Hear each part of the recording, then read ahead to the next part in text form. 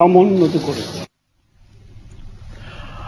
উপমহাদেশের অন্যতম হাদিস বিশারদ বুখারী শরীফের প্রথম বাংলা অনুবাদক সাইখুল হাদিস আল্লামা আজিজুল হকের দাফন সম্পন্ন হয়েছে। জাতীয় ঈদগাহে তার নামাজে জানাজা হয়।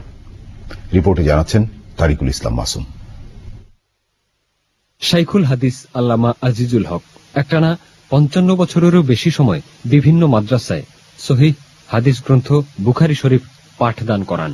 তিনিই প্রথম এই গ্রন্থের বাংলা অনুবাদ ও ব্যাখ্যা করেন। এই হাদিসবিদের জন্ম আনুমানিক ১৯১৯ সালে মুন্সিগঞ্জের কাজী পরিবারে। কোরআন হাদিস বিষয়ক শিক্ষা নিয়েছেন ঢাকার বড়কাটরা মাদ্রাসা, ভারতের বোম্বের ডাভেল জামিয়া ইসলামিয়া ও পশ্চিমবঙ্গের দারুল উলুম দেওবন্দ মাদ্রাসায়। শিক্ষকতা করেছেন বড়কাটরা মাদ্রাসা, ঢাকা বিশ্ববিদ্যালয়ের ইসলামিক স্টাডিজ বিভাগ সহ বহু শিক্ষা প্রতিষ্ঠানে। হাদিসের সর্বোচ্চ কিতাব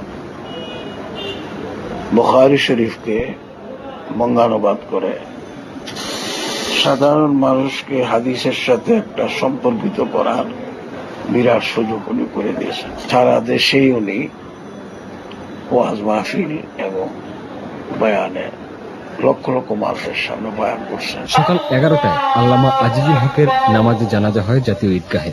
হাজার হাজার মানুষ অংশ নেন তার নামাজে জানাজায়।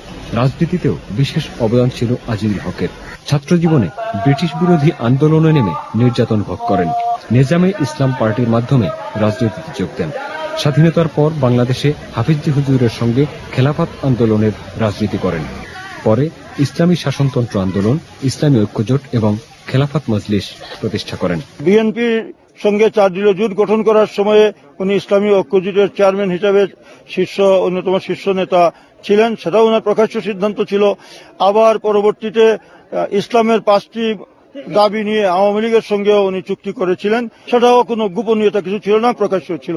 কাজে এই যে স্পষ্টবাদী রাজনীতি এবং আপোষহীন রাজনীতি, এটা এই যোগ্যতা বা এই গুণ পাওয়া এটা খুবই বিরল রাজনীতির মধ্যে। প্রাতিষ্ঠানিক শিক্ষাদানের পাশাপাশি সারা দেশে ওয়াজ মাহফিলে তাফসির করে সাধারণ মানুষকে ইসলামিক জ্ঞান শিক্ষাদান করেন তিনি। ১৯৭৮ সালে কওমি মাদ্রাসা শিক্ষা বোর্ড বেফাক প্রতিষ্ঠা করেন। রাজধানী ঢাকার মোহাম্মদপুরে মাদ্রাসা জামিয়া রহমানিয়া আরাবিয়া গড়ে তোলেন আল্লামা আজিজুল হক।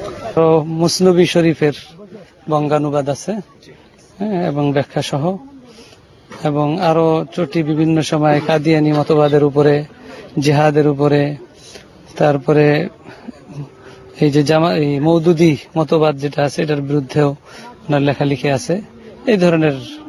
এবং মূল আসলে ওনার বুখারী শরীফের উপরই উনি বিশেষভাবে গবেষণা করছেন। দুপুরে কেরানীগঞ্জের শহীদনগর ঘাটার চরে পারিবারিক কবরস্থানে দাফন করা হয় আল্লামা আজিজুল হকের মরদেহ।